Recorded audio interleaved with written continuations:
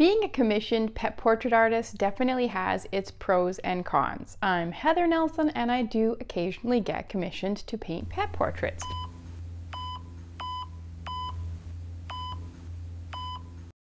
Commissioned means that a client comes and approaches me and says, hey, I have this adorable little Furby and I would love it if you would paint a portrait of my little critter. There's aspects of it that I absolutely love, and then there's aspects of it that are a little bit of a killjoy. We're going to go over both of these items. And through much of this video, we will watch a time lapse of me creating a pet portrait of Darling. I love that I'm getting to commemorate the love between the pet and their persons.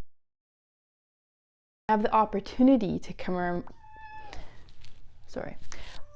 One of the pros is I have the opportunity to do something really amazing for this person. I'm commemorating this animal that is typically passed on, but not always. Sometimes it's an animal that's still in their life, and they usually are a gift from a relative to a relative or friend, and it means a lot to me that I can help do that for the client. I love to see the smiles and happy tears of the people who are receiving these pet portraits. On the downside, it means I'm dealing usually with animals who have passed on, and it is a little actually kind of sad. But, and it's going to sound really hokey, I often feel like the spirit or essence of the animal is with me while I'm painting them. And some of you are just going to find that just too weird, and some of you that's going to make perfect sense too. But I really do feel like I have the pet there with me and helping me try to capture their personality in the painting. You don't get choice about what you paint, which can be a challenge because as an artist, we love to be creative.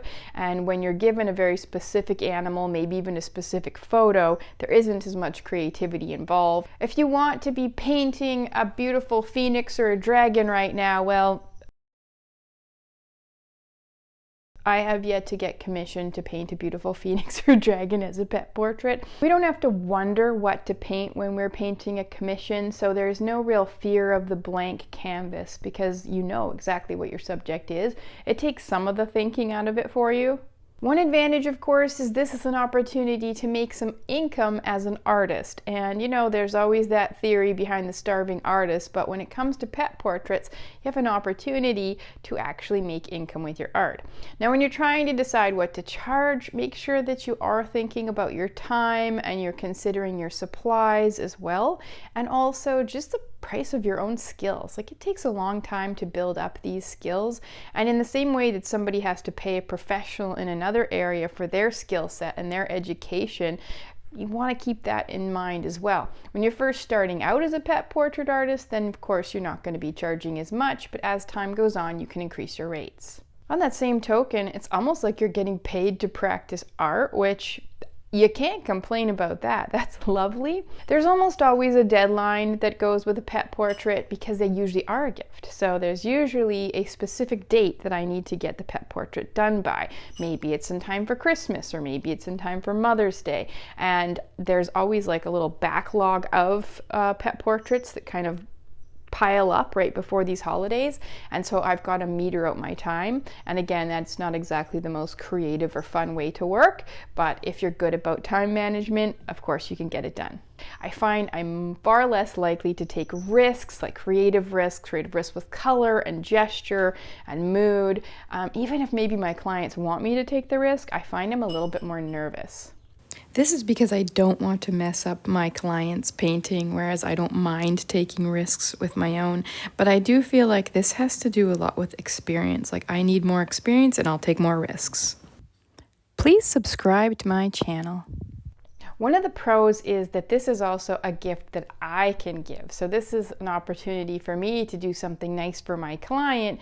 Yeah, they're going to pay me, but it's also a chance for me to try to make this animal so beautiful, so much like itself. I try to capture the personality of the animal. I usually ask for a number of photos of the subject so that I can get a real sense of the animal's character, and so I can choose like a good angle and something that I would like to paint from. A lot of times the photos are very poor quality. They might be dimly lit. I might not even be able to see the color of the animal's eyes. But one pro is, even if I get a poor quality photo, it's an opportunity for me to take that photo and turn it into something that can be truly beautiful and well lit.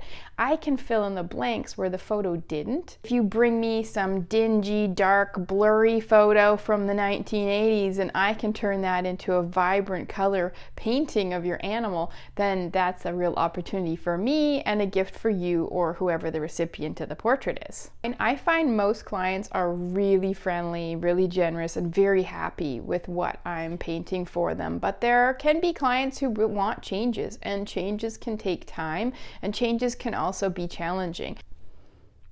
When I'm painting a lion, let's say, it can look like any lion. It doesn't have to look like a specific lion. But if I'm painting a client's cat, it really needs to look exactly like my client's cat. So there's a lot of pressure there, and it makes it so that paintings are probably taking me 2 to 3 times longer than if I was just painting up a lion on my own. I can be known to fuss for a long time that the eye is absolutely perfect or in the exact same spot. You know, people who don't appreciate animals might think that all tabby cats look the same, but we who love tabby cats, we know that every single tabby cat looks very unique, and it's so important to me to get those features absolutely correct for my client. But that also puts a lot of pressure on me, because I do need to get it right, and I put a lot of pressure on myself, and I don't feel that same pressure when I'm just creating a spontaneous kitty cat, for example. Thank you for watching. Please subscribe to the channel and let me know in the comments your thoughts on pet portraits. If you want a tutorial on pastel painting, you can watch one of my other videos.